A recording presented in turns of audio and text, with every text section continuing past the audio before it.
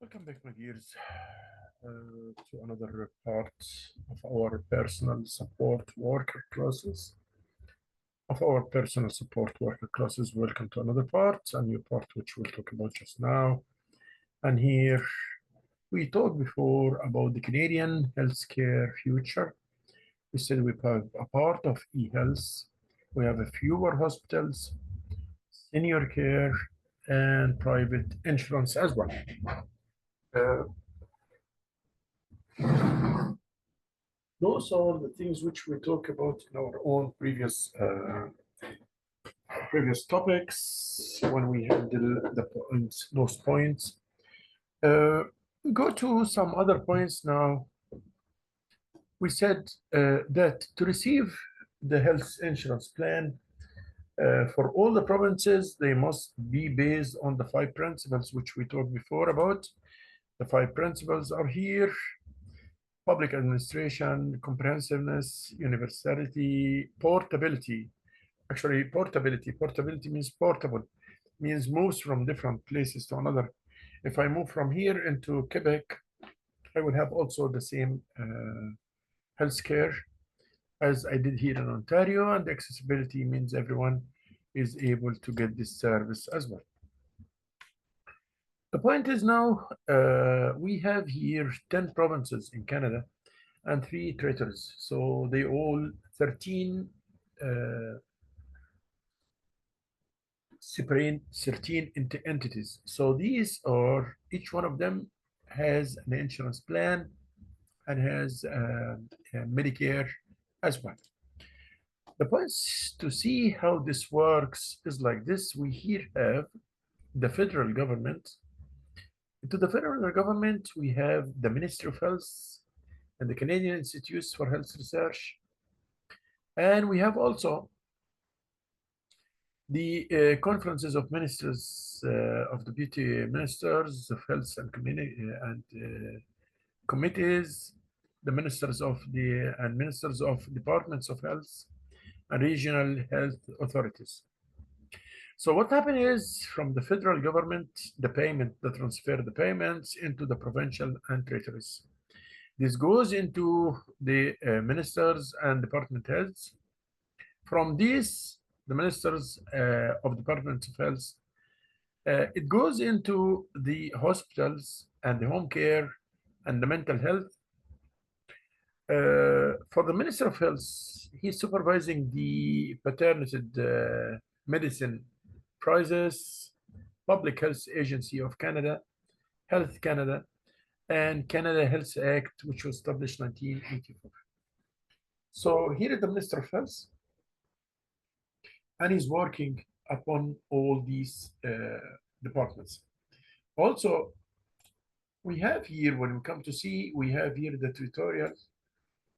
So when we come here, we have the provincial and tutorials, prescriptions and drug programs, Canada Agency for Drugs, the Canadian Institute for Health and Information, Health Council, Canada Health Infoway, Canadian Blood Services, and Canadian Patient Safety Institute. Those are all belong into the provincial and territorials prescription drug program. This is how the structures goes inside Canada's government, and how it goes also how the health system run in Canada. Again, I would say I'll just enlarge it so that everybody can see. Here we go. Let me just see it like this. Here, the federal government, and the federal government is transferred the payments for the insurance, cover insurance, into the provincial and the territories government. Then from there, it will go to who is responsible in each department's heads. From there, that will go to the hospitals and the home care and the mental health. Also, the Minister of Health is responsible about the patented medicine prices and patient, and also he's responsible about the Public Health Agency of Canada and the Health of Canada and the Canadian Health Act. The provinces, like you see here, for each province is responsible about this also. The prescription drug program is also responsible about the Canadian Agency for Drugs, supervising this, supervising the Canadian Institute for Health Information, the Health Council of Canada, Canada Health Infoway, Canada Blood Services, and Canada Patient Safety. What I want to say here that the Canadian healthcare funding, these funds which we said, here, it goes from the federal government, the funds, into the provinces and territorials. These funds, it goes in these figures, in figure of medication for them and for the surgeries and for the hospital stays and for the emergency services and for maternity services and for general practitioners. So this is the governmental funding. The government funding in these sectors for medication, for surgeon, for hospital stays, for emergency services, for maternity, and for some general practitioners. This is how it works.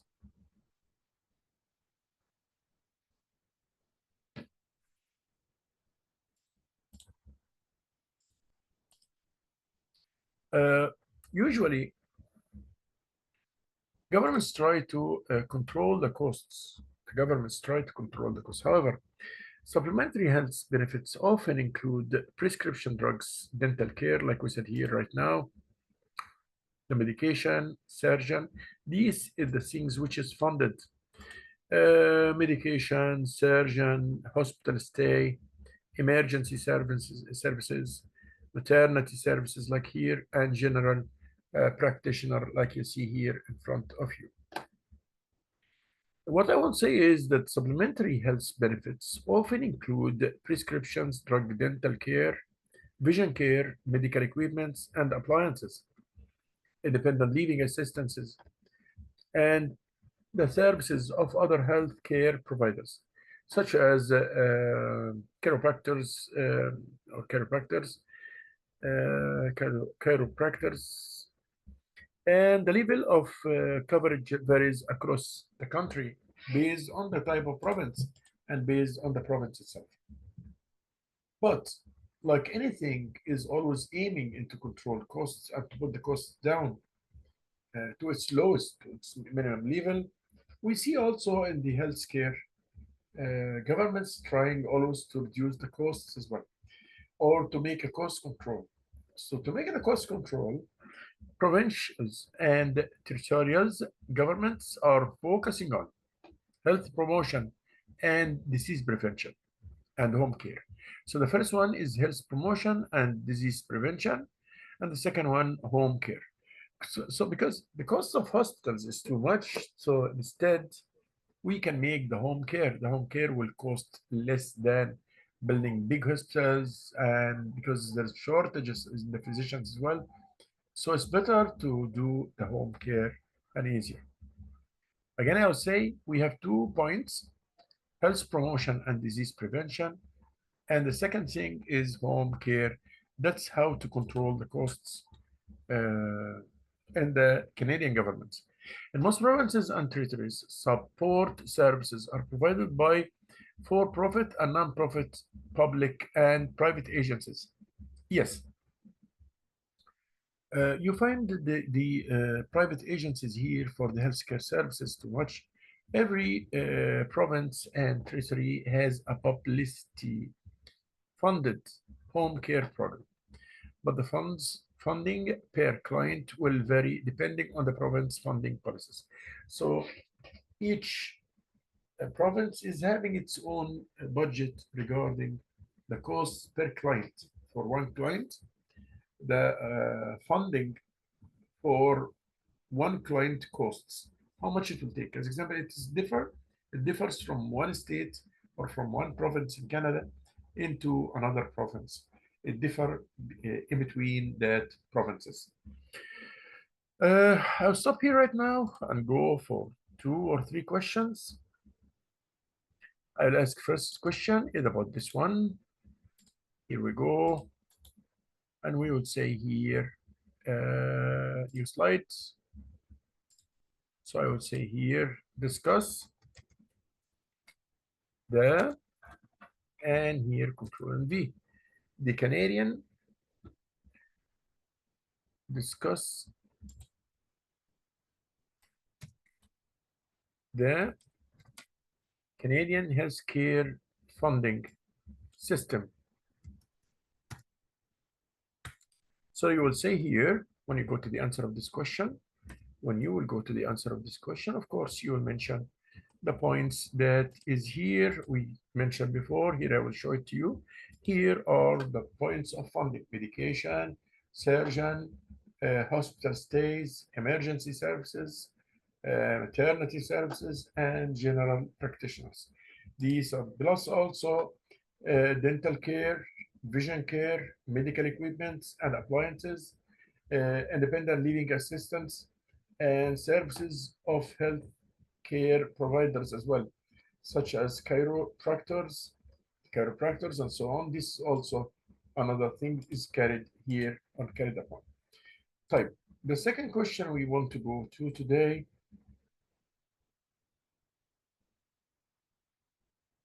is the structure of each public fund. The Canadian healthcare future also is very important. So you can just, I want you to navigate and explore and Google search the question. Here, discuss, I will say it here right now. Second question, discuss Canadian future healthcare service.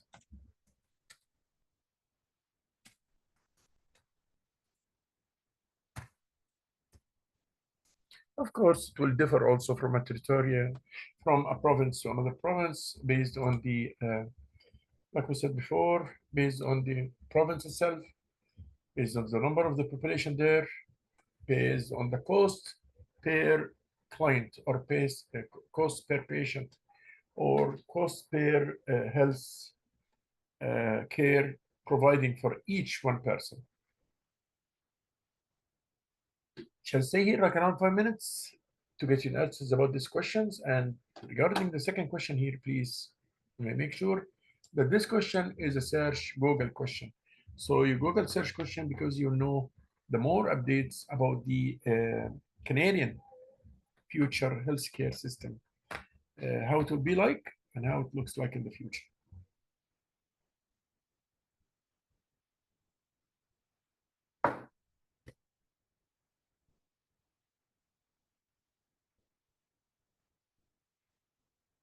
So those are the 2 points which we want to talk about. We'll keep here, we'll stand here like around 5 minutes to get your answer, guys, regarding this point. Thank you so much.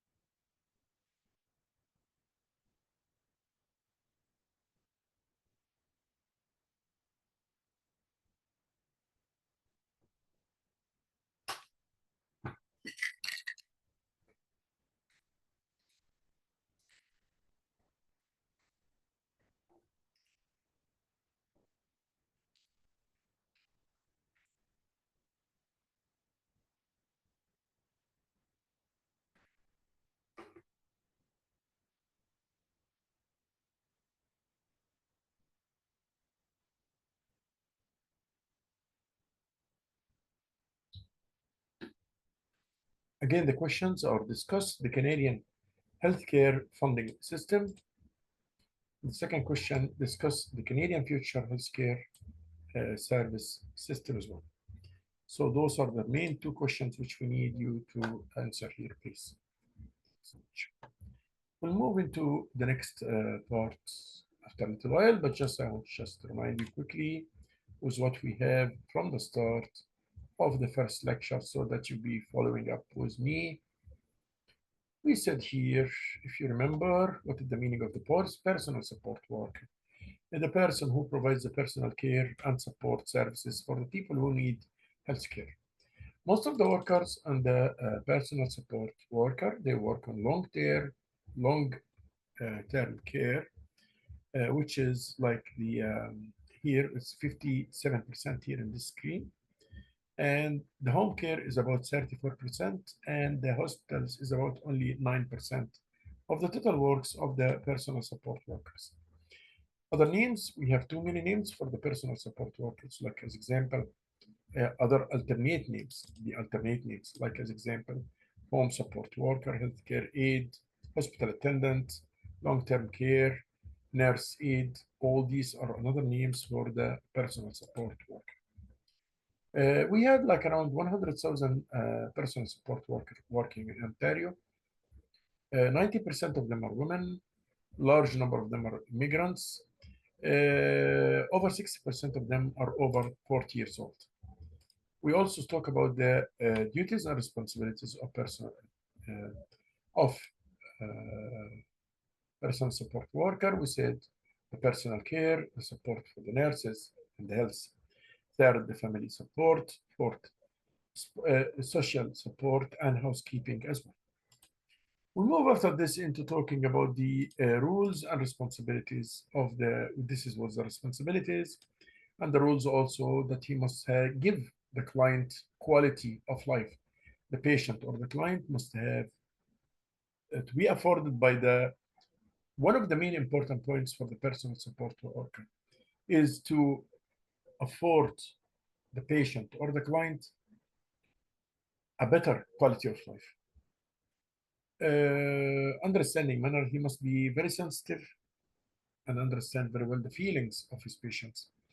Use this discretion, always responsible judgment. Show empathy for his patients. Work on behalf of the clients like he's a part of the client.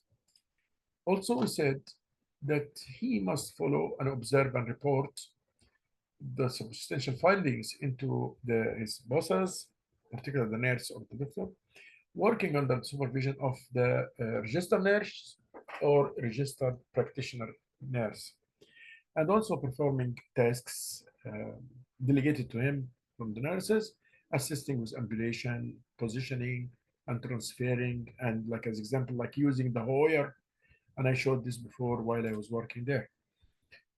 Some of the jobs, routine jobs, the ADL of the personal support worker, showering or bathing, hair care, application of non-medications, lotions, and creams.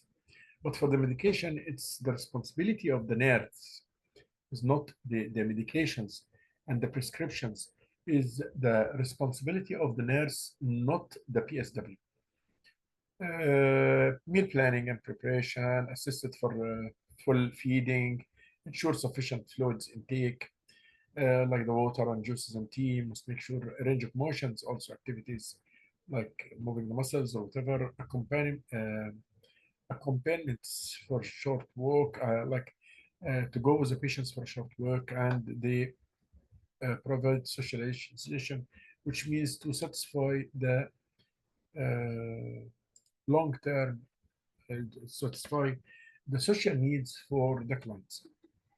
We move after this into the core of the work of personal support worker is the patient. The patient is the core of the personal support worker, and I must care about him. The personal support worker is there to give quality of life for the clients. Is there to give quality of life for the clients. And we said also the ethical and general responsibilities for the personal support worker, and we talk about it. Also, he must be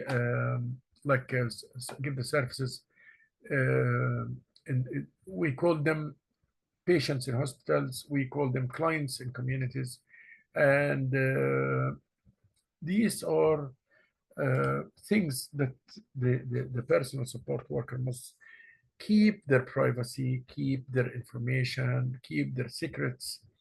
He has a sense of responsibility he talk about them on behalf of them, like he's one of the family. He's client-centered also. He's focusing on the client or the patient. We talk also about the positive attitudes of the personal support worker. We said he must be not using these sentences and not behaving such here in the negative statements, but instead he should work on the positive statements, like I will make sure to do, I will do it. He never say I cannot, I can't do this, or I did this yesterday or whatever. No, he say these types of sentences, and we repeated this before. We move after this into the Canadian healthcare system, and we start to talk about the Canadian healthcare system. And we said that the federal government responsibility is setting, administrating national standards for the healthcare, provide funding, and support the delivery of healthcare services into each one with exactly the same like each other.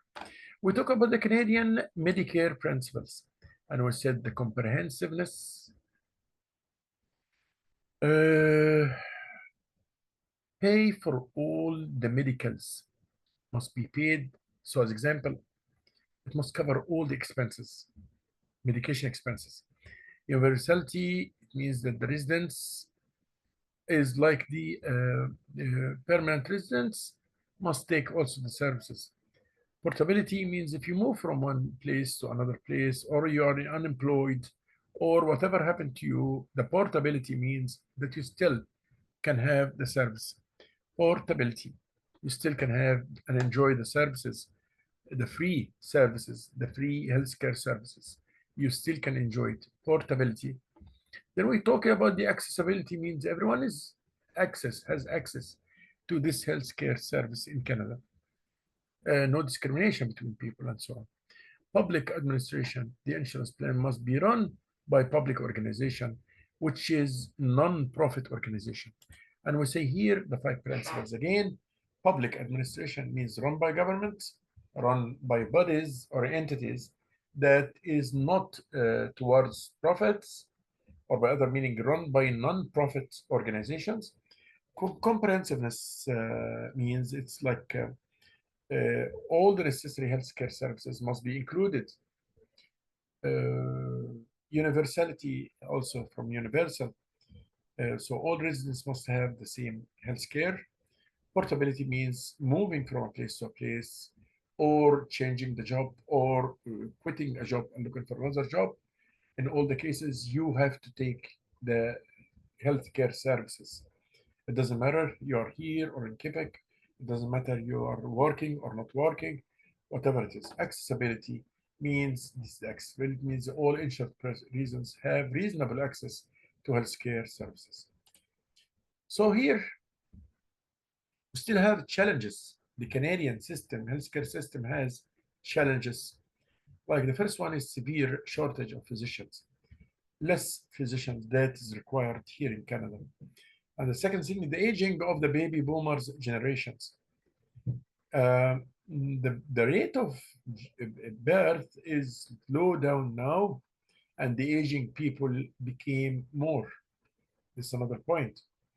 So less manpower in the work of the healthcare is expected. So this is one of the challenges which meet the Canadian healthcare system. Long waiting lists as well. So, and the steadily are rising. Rising the costs, especially when it comes to technology. Technology is updated now very quickly, and the cost of new technology must be under consideration and must be planned to allocate more funds and more resources to get updated technology, to be updated technology, which is very important in medicine and the Medicare as well. For the Canadian performance scores, you find that Canada is not in the top like the UK and not on the bottom like the United States, but it's in between. Like, however, it's not very graded up. Maybe this is because of the challenges and the shortages. Also, we talk about the advantage and disadvantage of the healthcare system in Canada. We said universal, we said no cost, we said has social equity, everybody can enjoy, and is eligible for the medical coverage. But the disadvantages: long waits for the medical procedures, shortages for healthcare providers, lack of investment in cutting-edge medical technology because the technology is changing, and for that reason, it's not totally updated because of the allocation resources, financial resources to get the highest technology. It's still obstacle, and it's not here only, in many countries as well. If every federal funding, for each province to has a federal funding for its healthcare program, they must do the things which we talk here in the page of the comprehensiveness, universality, portability, accessibility, and public administration, so that they will be eligible for the uh, funding or the fundraising of the healthcare system. The future of the Canadian healthcare system, including the e-health, fewer hospitals, senior care, and private insurance as well. Like we said before, we have 10 provinces and 3 territorials. And this is the system which I started the lecture with today, how the funds go in between the provinces. So the Minister of Health here on the top, the federal government sent the money for each, or send the transfer payment into the provinces and territories, and from there they give the regional health authorities and the ministers and ministries, departments of health, and the conferences of ministers and deputy ministers of health. Then this amounts, or these funds, will go into the hospitals, home cares, and healthcare. That's the most important parts here. And we said the healthcare funding is in these points: medication, surgeon, hospital stays, emergency services, maternities, and central practitioners. We also add to them here that we have also, beside this, the dental care, the vision care, the medical equipments and appliances, the independent living assistances, and the services of other healthcare providers. That is what we've been talking about here. And we said also, to control the costs, usually the federal government used to do one of two plans or both of them together: health promotion and disease prevention, because when prevention is better than cure. So this will reduce the amount or the cost of healthcare services, as long as there is prevention and disease prevention. That will reduce the cost of the diseases and so on, these treatments and so on, and the home care as well. Home care will reduce the cost of the healthcare providers. I came to an end of this part right now. We'll move to the next part. Thank you.